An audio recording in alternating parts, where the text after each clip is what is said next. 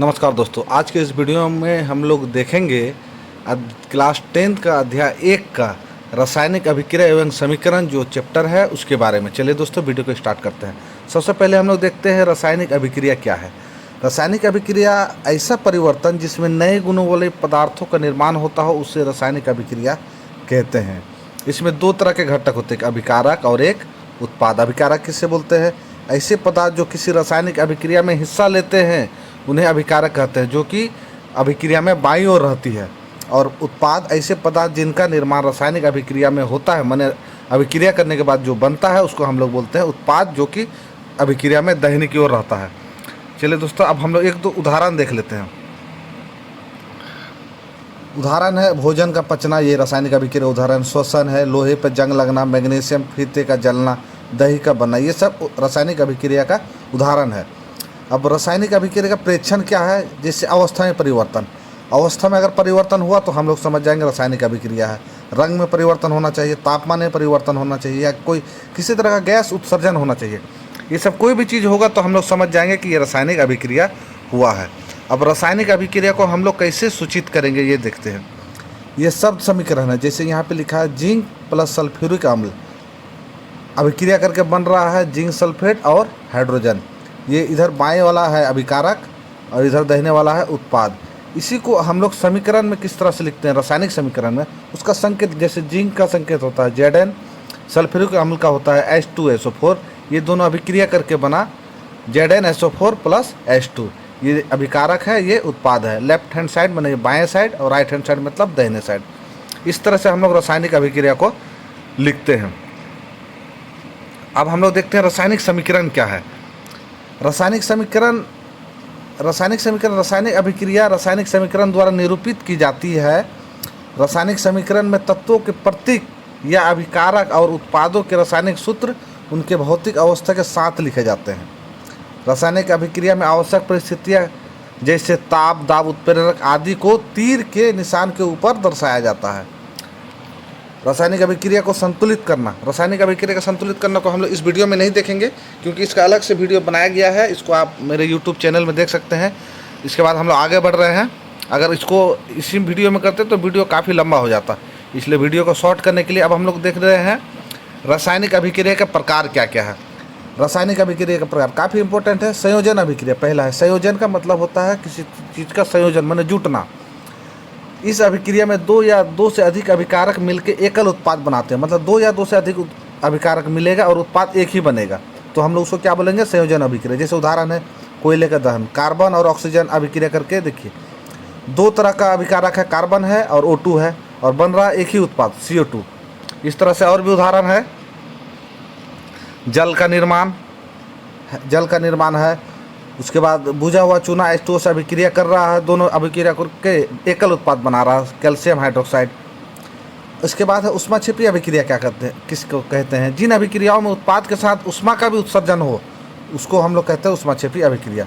जैसे उसका उदाहरण है प्रतिक गैस का दहन, जैसे मीथेन, CH4 प्लस O2 अभिक्रिया करके CO2 बन रहा है, H2O बन रहा है और ऊष्मा निकल रहा है, ये ऊष्माक्षेपी हुआ। उसके बाद है वियोजन। वियोजन जस्ट उसका उल्टा है, संयोजन का उल्टा। संयोजन मतलब जुटना, वियोजन मतलब टूटना।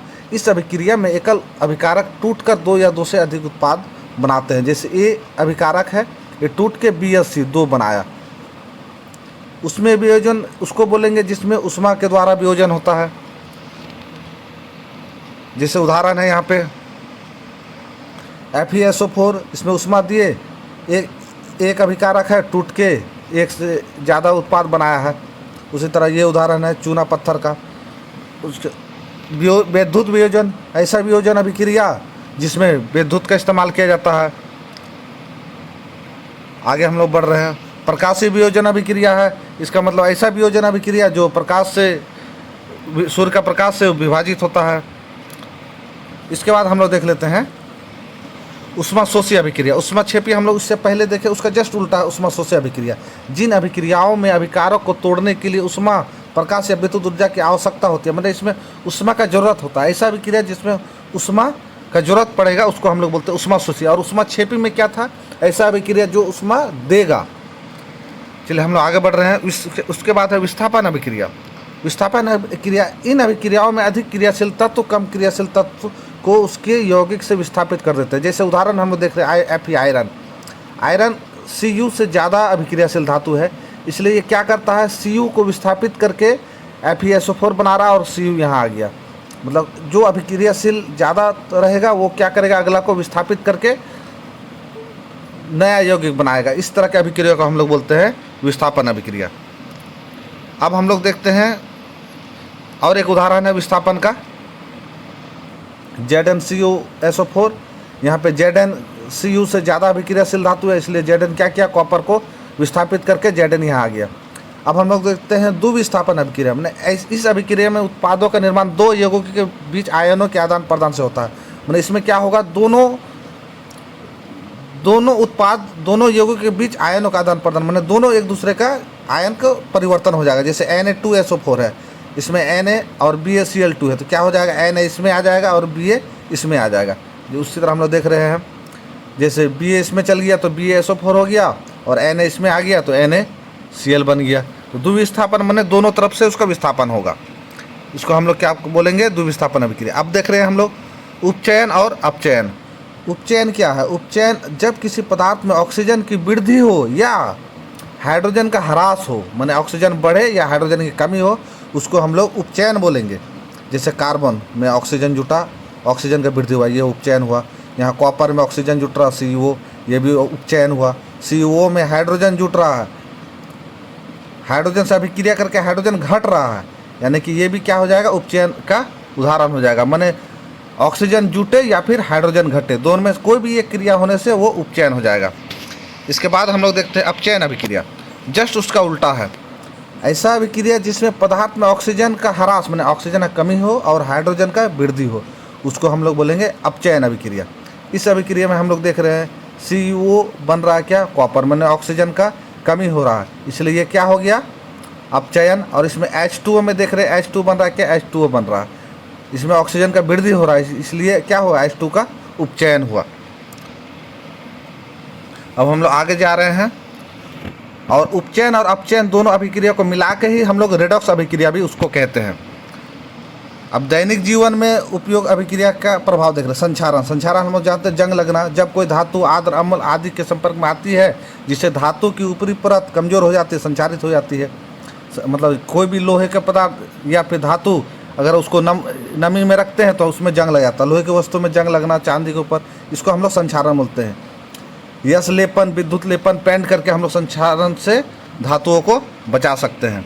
उसके बाद है विकृत गंधिता। वसायुक्त और तेलीय खाद्य सामग्री वायु के संपर्क में आने से उपचयित हो जाते हैं, माने उसका उपचयन हो जाता है, जिससे उनके स्वाद और गंध में परिवर्तन हो जाता है, जिसे विकृत गंधिता कहते हैं। उसको रोकने का उपाय है प्रतिऑक्सीकारक का उपयोग करके वायुरोधी बर्तन में खाद्य सामग्री रख के वायु के स्थान पर नाइट्रोजन गैस द्वारा शीतलन द्वारा।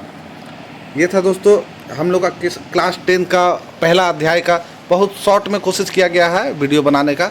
अगर इससे आप लोग को फ़ायदा मिले तो वीडियो को लाइक कीजिएगा, सब्सक्राइब कीजिएगा और दोस्तों के साथ शेयर कीजिएगा। इस तरह से और बाकी चैप्टर का बारी बारी से वीडियो डाल देंगे दोस्तों। थैंक यू दोस्तों।